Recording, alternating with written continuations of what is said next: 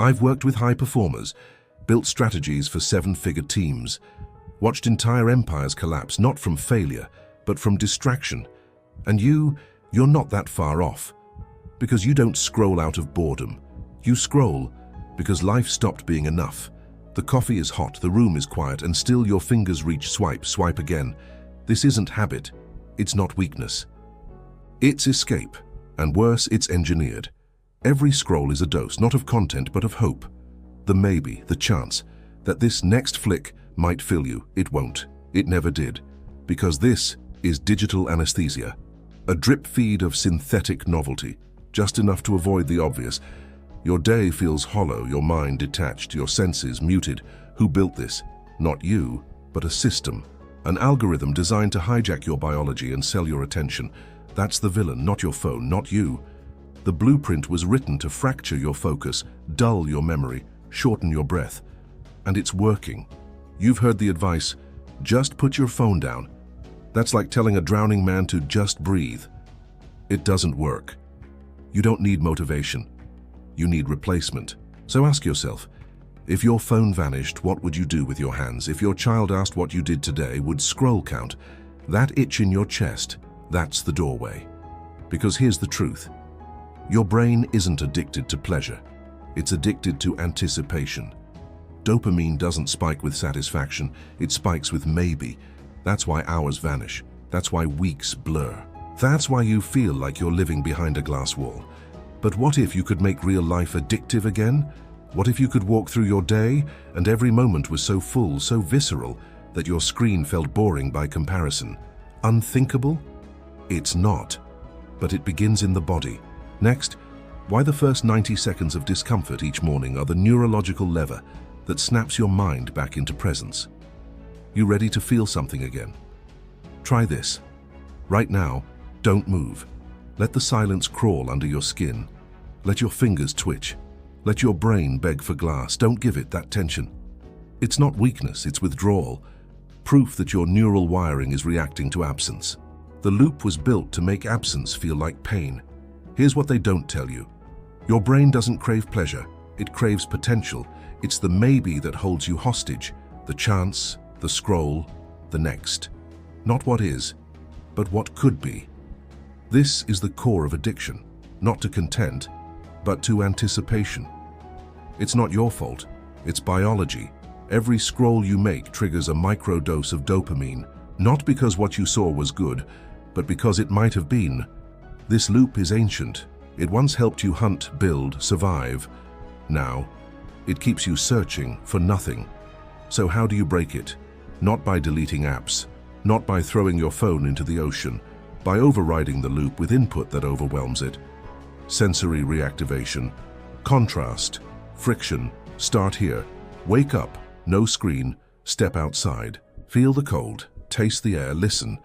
Wind through leaves, metal creaking, birds too loud, your body will resist. Good. This is your system rebooting. Next, cold water, not for health, for shock. Ice, skin. One collision, 15 seconds. You gasp, you're back. This jolts the locus coeruleus, the brainstem's awakening switch, used for danger, now used for clarity. Then color. Pick one, scan for it. Red, yellow, blue. Each site reactivates your pattern network. You begin to see more because you finally stopped numbing everything. And texture, rough bark, wet stone, frayed fabric, dust on metal. Narrate it. Feel it. Engage with it like you've never touched the world before. These are not tricks, they're resets. Because your body is not bored, it's underfed. Feed it novelty, and the phone begins to lose its grip. You scroll to feel. Now you feel. Without it. But it's not over. Because even if your days start to shift, your nights are still hijacked.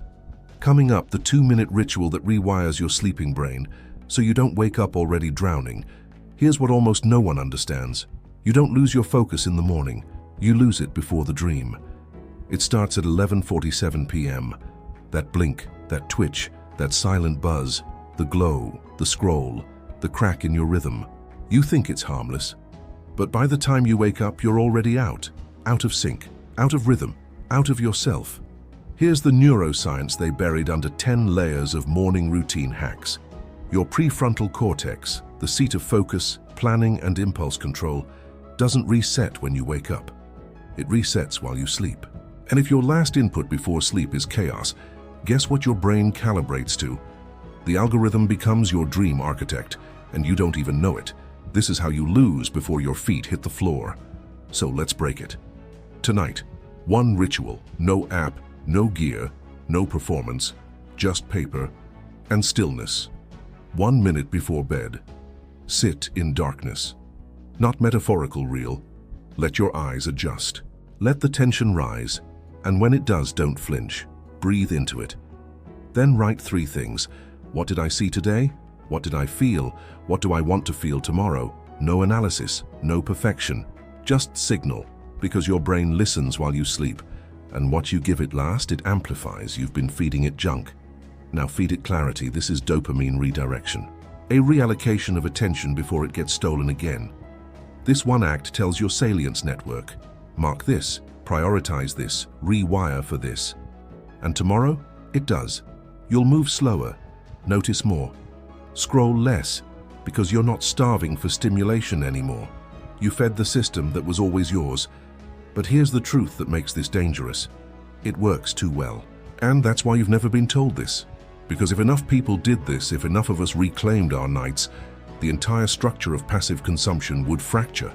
So share this, not for the algorithm, but for the person you were yesterday who didn't know. Comment, I took the night back. Let the system notice.